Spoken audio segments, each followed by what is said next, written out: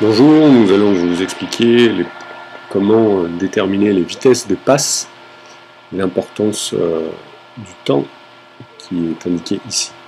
Ici, nous allons positionner une petite ligne de 3/4. Nous allons commencer à faire bouger les joueurs de façon classique.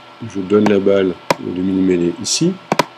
Et puis là, j'ai commencé à faire vraiment des passes. Donc le 9, je vais l'avancer, le 10 aussi, le 12 et le 13.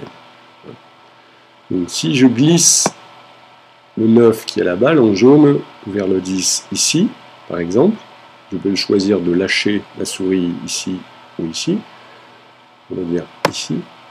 En utilisant le clic droit et en allant vers la gauche ou vers la droite, on peut voir que l'échelle de temps ici bouge, avec la ligne rouge qui apparaît là.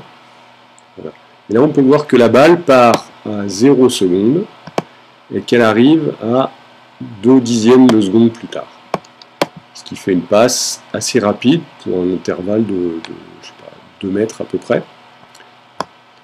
J'annule, et puis on va faire la passe un peu plus tard.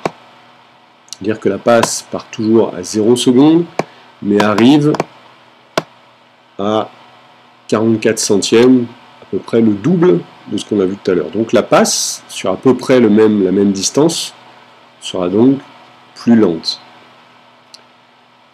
Ensuite, je crée une nouvelle étape. Nous allons faire une sautée.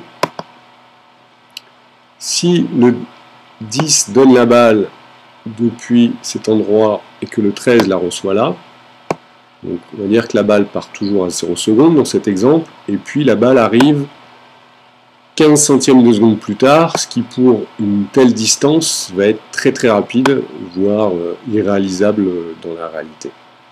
Donc, si on regarde ce que ça donne, j'appuie sur le bouton 3D. Voilà. Donc la passe entre le 9 et le 10 est à peu près normale. Mais par contre, celle entre le 10 et le 13 est tout à fait irréaliste. Alors ce qu'on peut faire, c'est, par exemple, on peut continuer à envoyer la passe depuis 0 secondes et la faire arriver un peu plus tard, comme ceci.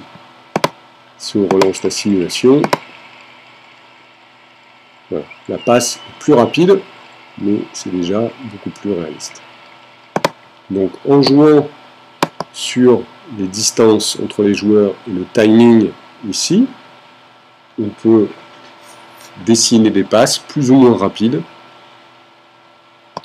en tenant compte de la vitesse des joueurs, de la distance entre les joueurs. Voilà, merci de votre attention.